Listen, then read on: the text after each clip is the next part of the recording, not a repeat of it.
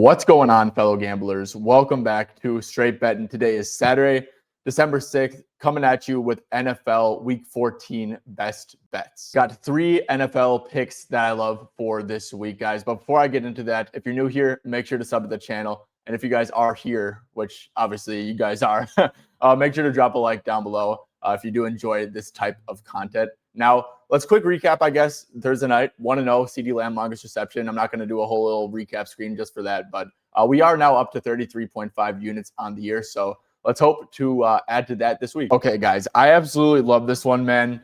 I'm going with Justin Jefferson over 11.5 first quarter receiving yards.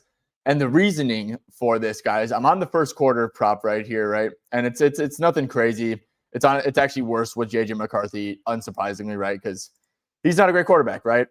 But guys, Justin Jefferson is coming off of a game. If we just go to yards, he's coming off of a game with what? 4 receiving yards, bro. We're talking about the best receiver in football, probably. I don't know. I still think he is. You guys can have your own opinion down below on Justin Jefferson and who's the best receiver in football and stuff.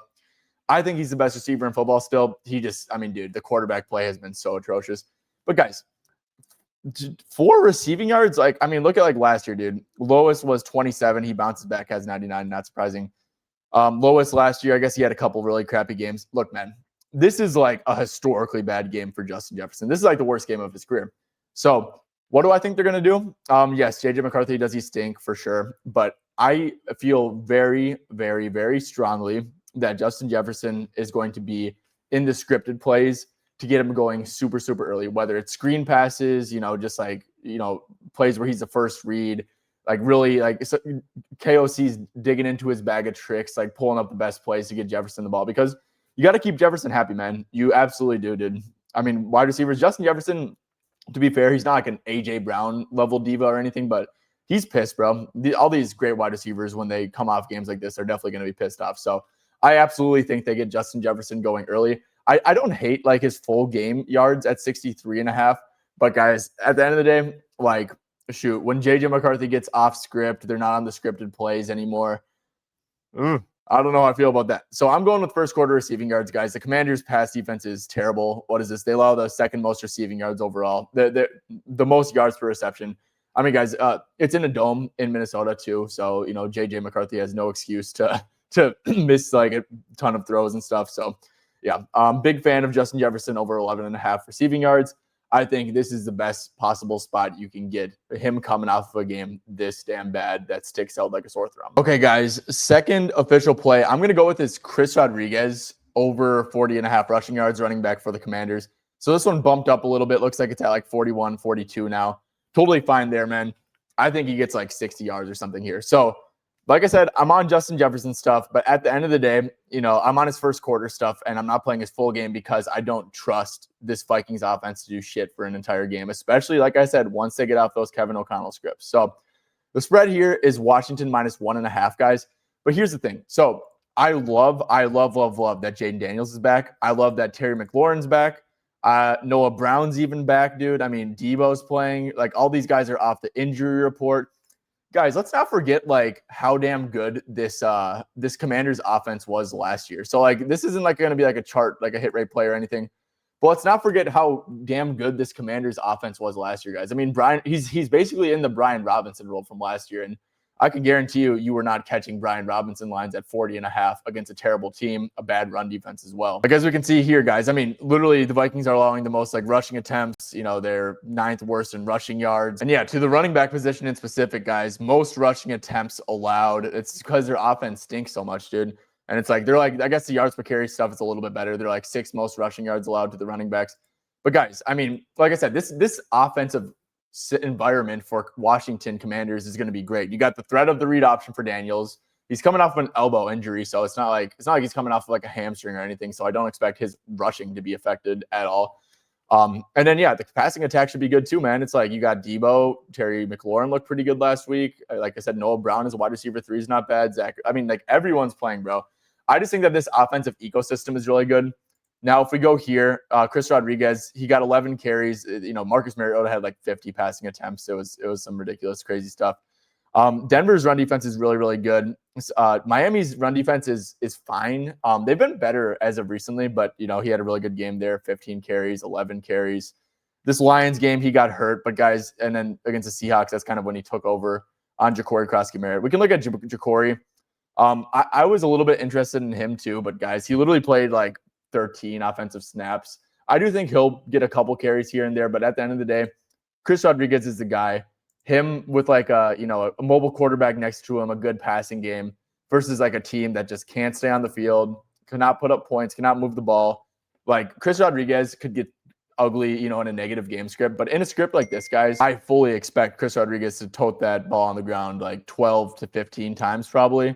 And, against this Vikings run defense with like good gravity around him with Jaden Daniels, with the passing game, he's a very consistent runner, man. He gets what's blocked. That's what the coaches say on repeat. He's been really, really good for his career, guys. So if you go to Chris Rodriguez and go to like rushing attempts, right, we're not going to like look for anything crazy. Like I said, I do think he's going to be around like, I guess like let's do like 10 to 15, just 10 to 15. He's been pretty good, man. 35 plus in all these games. And yeah, man, I just think that this is a great ecosystem. Like I said, it's in a dome too. And not saying that's like the end all be all, but offense is just going to click better. It's going to be tougher to play defense when, it's a good passing environment too. So really like this game for props, for over props in specific. And Chris Rodriguez over 40.5, man. I'm just buying into this overall offensive environment for the Commanders. And I am pretty damn low on this JJ McCarthy offense to force them into a negative game script, to sustain long drives, things to that extent, man. I think that the volume should be there. And yeah, I think that this should be a pretty good spot for Chris Rodriguez. Okay, guys, third and final play. I am going to go with Rashid Shaheed over 18.5 receiving yards. Guys, like I said, it's not going to look pretty with Seattle, right? If you guys have been following my NFL videos for a while now, you guys know my style of betting with the NFL, right? I'm a buy low, sell high better. When most of recent it's been buy low, right? But I'm a buy low, sell high better. So Rashid Shaheed got traded to the Seahawks for a third round pick.